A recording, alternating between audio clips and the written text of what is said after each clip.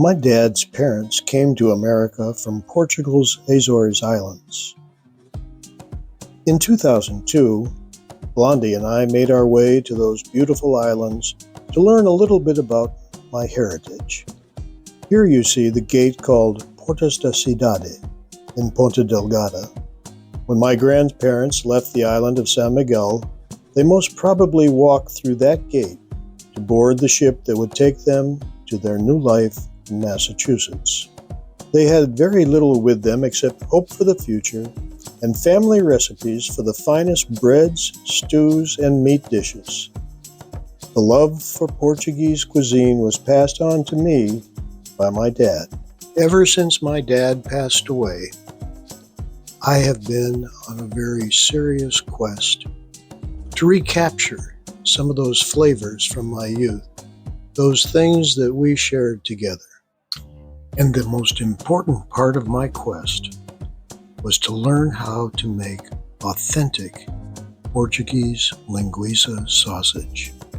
Hello, my friends. Chef Blondie here. My sweet hubby just told you about his ongoing quest for an authentic recipe for making Portuguese linguiça sausage. A few weeks ago, he joined 4 friends in a day-long sausage-making adventure. And they had tons of fun with all that sausage making. Although conditions were far from perfect, hubby came home with 5 pounds of what looked and smelled like linguiça. And oh, the aroma of garlic and paprika is unmistakable. Today, I let him use my test kitchen, under my watchful eye, of course, to test his linguiça. The results of his hard work were surprisingly good. My dedicated sous chef outdid himself. So, dear friends, be sure to stick around and watch the full video, because I'm letting hubby do the official test kitchen taste test instead of me. Enjoy. The big day finally came. Our crew assembled in our parish hall kitchen. We operated with military precision. The crew consisted of the following brave souls. Tom, he was the master meat grinder and team leader. John, he was the mighty meat slicer. Bryant, he was the powerful cranker of the vertical sausage stuffer. Dave was a sausage stuffer guide man. He was the bravest one of us all. And yours truly, I was the repair technician and cleanup man. Here are some of the steps we followed. John trimmed excess fat off the pork, then he cut the pork into small chunks. Tom ground the pork using his trusty meat grinder. There were several recipes used that day, so we mixed them individually.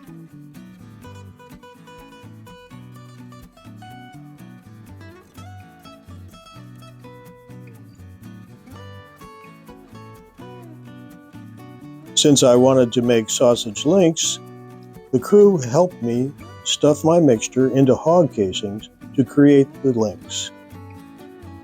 No words can describe all that went on that day. It wasn't a pretty sight. No one ever described sausage making as that. But, oh my, it was fun. Voila! I had my first batch of linguiça.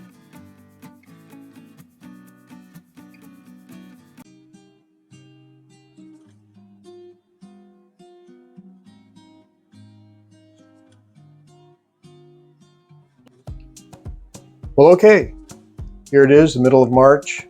It's my sister's birthday. I'm remembering the old days when my dad used to make linguiça, Portuguese sausage, and scrambled eggs for us for breakfast.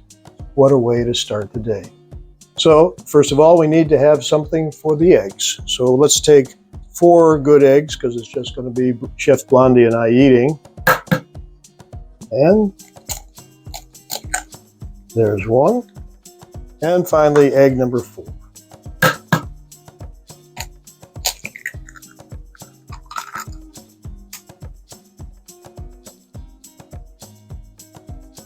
sure Chef Blondie will complain about my technique. A little bit of half and half, a little bit less than half a cup.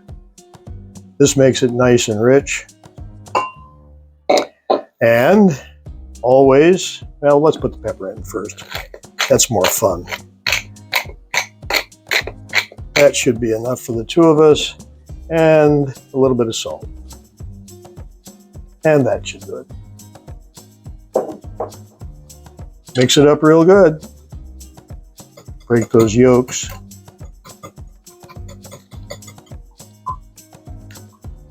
There we go. Folks, I wish you could be here for two things. First of all, this is going together and it brings back a lot of memories. Second of all, the executive chef is behind the camera today, and I'm getting a lot of prompting from her. Fortunately, you can't see my face or hers. Okay, you got to slice up the linguiça. The reason is we're going to have nice little slices. This was made on February 29th, and so it's had it in the freezer for a little while. We're going to slice it up. We're going to put it in the pan. We're going to fry it. Then we're going to take it out of the pan, and then we're going to put in the eggs and fry the eggs in the juice from the sausage. It adds a lot of flavor to it. Hopefully we get the fat percentage right in here, but we'll see. So let's see how it slices. This is not like store-bought linguiça in that it's not as stiff, so we're going to have to cut it a little bit thicker. And since it has not been smoked or cooked, we're going to have to cook it just a little bit longer in the frying pan. Colors look good. Two types of paprika went in here. One was the smoky paprika, which will help to make up a little bit for the fact that we didn't have a chance to smoke this. Under the best conditions or good conditions, you would have this well smoked, and it would already be partially or even completely cooked through the smoking process. So a little bit thicker than usual, a little bit looser than usual. This is my first time making this particular type of sausage, and only my second time making sausage, so you can learn along with me, and I'm sure the executive chef will give me some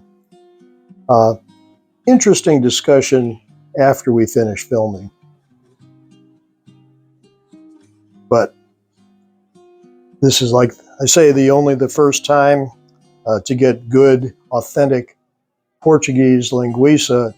Takes a lot of trial and error, and to be more specific, since my ancestors came from the Azores, a little bit of a difference in flavor taste there too. So that's more of what I'm used to. Hopefully we'll be coming at least close to that. Okay. As I said, we have a little bit more fat in here than would be normal. Also, the composition of this is not pure pork. It's 1/5 beef. I decided to try that as a starter since I had the beef and a friend donated the pork. And starting it off, I don't want it to be over hot when I put in the sausage. And depending on how much fat there is or not, we may have to drain off some of the juices because we don't want to fry the eggs and get them all yucky. Okay, we've turned these over. We're getting nice and brown. Smell is very good.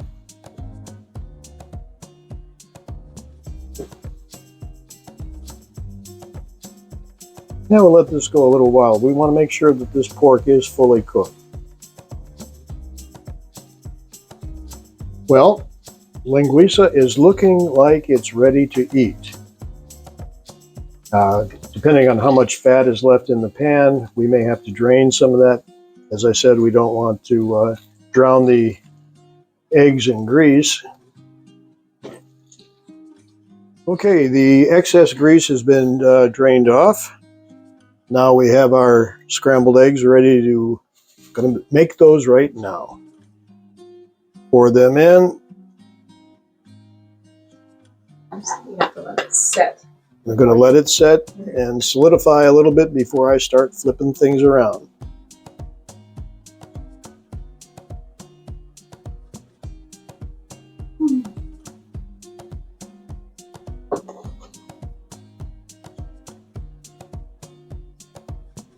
As you see that little bit of linguiça oil and grease that's left over, just enough to cover up the eggs or to give it a little bit of color. And I'm going to try to keep these light and fluffy.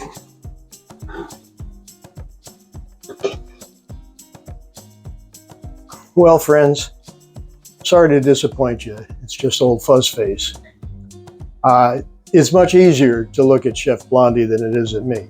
However, we're going to be looking at the food. And the food is what we're here for, especially the linguiça. Do we even come close? We don't know. We've never tested this recipe before. The only way to find out is to try it.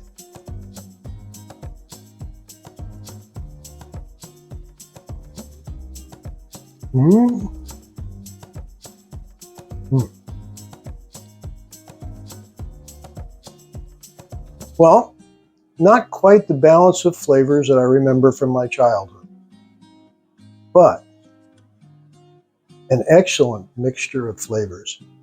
Paprika, the garlic, but the garlic isn't overpowering. And the one thing that is coming into my mind right now is I need more. So, second bite is better than first. My tongue is happy. My nose is happy. And then we've got homemade sourdough bread and these beautiful scrambled eggs that were cooked in the remains from the linguiça. Dad, we're coming up to your birthday. Just a little while. Happy birthday, and thanks for passing this on to me.